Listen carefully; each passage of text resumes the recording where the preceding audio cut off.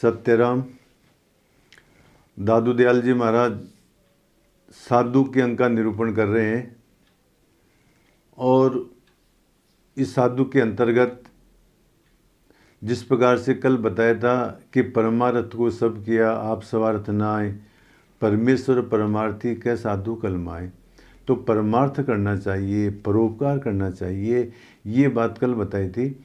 आज ये बता रहे हैं कि परोपकार और परमार्थ करने का तरीका क्या है, कैसे करें, वो बात बताते हुए दयाल महाराज कहते हैं, जिसका तिसको दीजिए सुकृत पर उपकार, दादू सेवक सो भला सिर नहीं लेवे भार।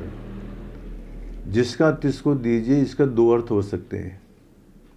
एक अर्थ तो ये है महाराज कि ये शरीर परमात्मा का दिया हुआ है, इसलिए हमारे को इस शरीर को परमात्मा को ही समर्पण कर देना चाहिए। दूसरा अर्थ ये है कि किसी को जब हम देते हैं तो उस समय ये भावना नहीं रखनी चाहिए कि मैं देता हूँ, ये भावना रखनी चाहिए जिसका तिसको दीजिए, अर्थात ये वस्तु तो इनकी ही थी, हमारे पास में गिरवी रखे हुई थी, हमने दे दिया। जो हम किसी को देते हैं महाराज वो हम नहीं देते हैं, बल्कि उसकी अमानत हमारे पास में है, इस कारण से हम उसको दे रहे हैं, ये भाव रखें। सुकृत पर उपकार, सुकृत करते हैं, उपकार करते हैं, उसके अंदर ये भाव रखें कि मैं नहीं देता हूँ बल्कि इसकी चीज़ थी जो इसी को दे दी है महाराज। दादू सेवक सो भला सिर नहीं लेवे भार, ऐसा सेवक ही भला है जो अपने सिर पर भार नहीं लेता है, अर्थात अपने अहंकार की भावना नहीं रखता है। ये बात दयाल महाराज साखी में कहते हैं। और कह रहे हैं दयाल महाराज, सेवा सुकृत सब गया, मैं मेरा मन माय, दादू वापा जब लगे, साहिब माने नाय। वाह वाह। सेवा सुकृत सब गया, हमने किसी की सेवा की है, कोई अच्छा काम किया है, परोपकार किया है, तो वो सारा बराबर हो गया, करना न करना। क्यों? मैं मेरा मनवाए, मैं मेरा मनमाए, मैंने सेवा की है, मैंने दिया है, मैंने उपकार किया है महाराज। यदि ये अहंकार का भाव आ गया तो हमारा सेवा करना, हमारा उपकार करना, ये सब बेकार है। सेवा सुकृत सब गया, मैं मेरा मनमाए। जब तक हमारे अंदर मैं और मेरे का भाव है, अहंकार का भाव है, तब तक हमारा जो सेवा की है, जो उपकार किया है, वो सब बेकार है। दादू आपा जब लगे साहिब माने ना, जब तक हमारे अंदर अहंकार है तब तक हमारी सेवा को, हमारे उपकार को वो परमात्मा स्वीकार ही नहीं करता है महाराज।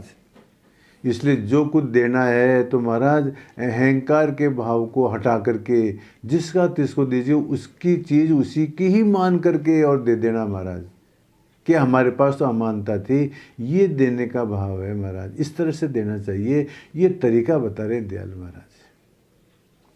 कबीर जी महाराज भी इसी बात को कहते हैं, कबीर करा कराया सब गया, हमने जो कुछ किया वो सब बराबर हो गया। कबीर जी महाराज कहते हैं क्यों? जब आया अहंकार, जब अहंकार आ गया कि मैंने किया, मैंने दिया, मैंने सेवा की, तो महाराज कराया कराया सब बराबर हो गया।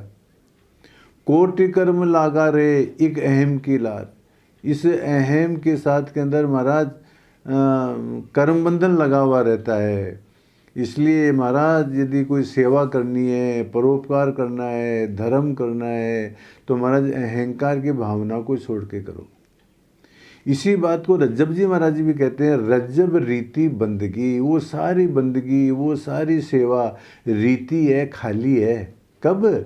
जब लग आपा माए, जब तक हमारे अंदर अहंकार है तो वो सब चीज़ खाली है महाराज। मनसा वाचा कर्मणा साहिब माने नाय, जो व्यक्ति अहंकार पूर्वक सेवा करता है, परोपकार करता है, दान देता है, तो वो सब तो क्या है महाराज, परमात्मा उसको स्वीकार करता ही नहीं है। इसलिए महाराज सावधान। हम कहीं पर जाते हैं ना महाराज, तो क्या करते हैं, शिलालेख लगा देते हैं कि जो है ये कमरा अमुक आदमी के द्वारा बनाया गया, ये पंखा जो है अमुक आदमी के द्वारा डोनेट किया गया, ये पानी की टंकी अमुक आदमी के लिए अमुक आदमी के द्वारा बनाई गई महाराज। तो ये हमारा जब हमने अहंकार पूर्वक अपना यदि प्रचार कर लिया महाराज, तो हमारा कराया कराया सब बेकार हो गया। इसलिए यदि परोपकार करना है, धर्म करना है, दान देना है, सेवा करनी है, तो अहंकार के भाव को हटा करके करो महाराज, तब तो वो आपकी सेवा धर्म स्वीकार होगा, अन्यथा नहीं होगा। ये बात करें। अब दूसरी बात बताते हुए दयाल महाराज कहते हैं कि साधु का लक्षण क्या है, कैसे माने कि ये साधु है।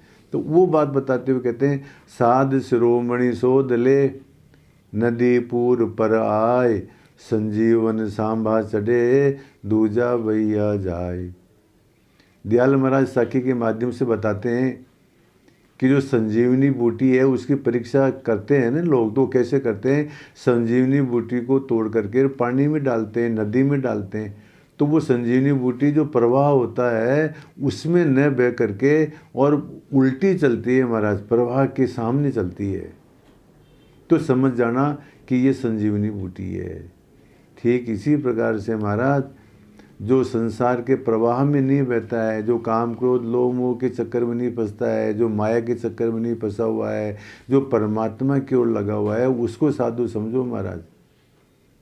दादू दयाल जी महाराज कहते हैं, जो जो करनी जगत करीला, सो करनी संत दूर धरीला। जो जो काम जो जगत करता है संत लोग उसको दूर रखते हैं महाराज। जेने पंथ लोक राता, तेने पंथ साधु नहीं जाता। जिस मार्ग के अंदर लोग जाते हैं उस मार्ग पर साधु नहीं चलता है। सारा संसार प्रवृत्ति मार्ग में चल रहा है, साधु तो निवृत्ति मार्ग में चलता है महाराज। तो वही कहते हैं, साध शिरोमणि शोध ले, नदी पूर्व पर आए।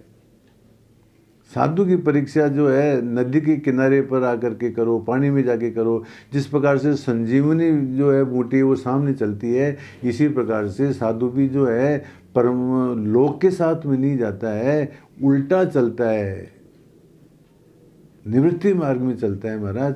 ये बात दयाल महाराज कहते हैं। और लक्षण बताते हुए दयाल महाराज कहते हैं साधु का, जिनके मस्तक मणि बसे, सो सकल शिरोमणि अंग, तिनके मस्तक मणि नहीं, ते विष भरे भवंग। ये प्रसंग है महाराज, एक रंभा नाम की माता जो थी, वो ठट्टा बकर से दयाल महाराज के दर्शन करने के लिए आई आमेर के अंदर महाराज। दादू दयाल जी महाराज गुफा में बैठे हुए थे, जब ध्यान से बाहर निकले तो माता जी मिली, तो उन्होंने पूछा, माता जी कैसे आई हो दयाल महाराज ने। तो माता ने कहा कि महाराज आपके दर्शन करने के लिए आई हूँ। तो बाद में उन्होंने कहा कि महाराज साधु तो जो है मतलब कहाँ से आए हो, कि ठट्टा बकर से, कि साधु तो और कहीं मिल जाते हैं, इतनी दूर कैसे आए तुम। तो उन्होंने कहा कि मैंने बंजारों के माध्यम से सुना कि सोई साध शिरोमणि गोविंद गुण गावे, राम भजे विषया तजे, आपान जनावे। ये महाराज आपका पद सुना तो मैंने सोचा कि जिसने ये पद का है तो हो सकता है कि मतलब वो भी इसी श्रेणी का आदमी हो, तो मैं आपके दर्शन करने के लिए आई। तो उन्होंने कहा कि साधु तो और कहीं मिल जाएंगे। तो बाद में वो माता कहती है कि बिना मणि के सर्पले जे लोडू ते लख। बिना मणि के सर्प तो जो है लाखों मिलते हैं महाराज। जिस दे मस्तक मणि वसे, सानु तिस दी मुख। और जो मणि वाला जो सर्प होता है वो तो कोई कोई सा होता है। ठीक इसी प्रकार से महाराज भेषधारी साधु तो बहुत सारे मिल जाते हैं, परंतु जिनके भक्ति रूपी मणि जिन साधु के पास में वो मिलना मुश्किल है। तब दयाल महाराज कहते हैं, जिनके मस्तक मणि बसे, सो सकल शिरोमणि अंग, जिनके मस्तक मणि नहीं, ते विष भरे भवंग। जिनके मस्तक मणि बसे, जिनके मस्तक के अंदर भक्ति रूपी मणि बसती है, जो भक्ति करते हैं महाराज, सो सकल शिरोमणि अंग, वो महाराज श्रेष्ठ हैं। जिनके मस्तक मणि नहीं, ते विष भरे भवंग। जिस प्रकार से जिन सांपों के अंदर मणि नहीं होते हैं वो तो विष से युक्त ही होते हैं, जिस सांप के पास मस्तक के अंदर मणि होती है वही सांप श्रेष्ठ होता है। ठीक इसी प्रकार से महाराज वही साधु श्रेष्ठ है जो भक्ति से युक्त है महाराज। जिन साधुओं के अंदर भक्ति नहीं है तो वो साधु नहीं है महाराज। ये बात दयाल महाराज रंभा माता की समर्थन के अंदर कहते हैं। चलो अस्तु, इस प्रकार से दाऊ दयाल जी महाराज परमार्थ का तरीका बताते हुए कहते हैं कि मतलब मैं और मेरेपन को छोड़ करके जो सेवा की जाती है वही वास्तविक सेवा है, वही वास्तविक परमार्थ है। और साधु का लक्षण बताते हुए कहते हैं कि सारा संसार प्रवृत्ति मार्ग की ओर चल रहा है और साधु जो है निवृत्ति मार्ग की ओर चलता है महाराज। और बताते हुए कहते हैं कि बिना मणि के सब तो बहुत सारे मिलते हैं। जिस जिस जिस सांप के अंदर मणि होती है वो सांप श्रेष्ठ होता है। इसी प्रकार से भेखधारी साधु तो बहुत सारे मिल जाते हैं महाराज, पर जिनके अंदर भक्ति रूपी मणि है, जो भक्ति करते हैं महाराज, ऐसे साधु ही वास्तविक साधु हैं। ये बात दयाल महाराज इन साखियों में बताते हैं। सत्यराम।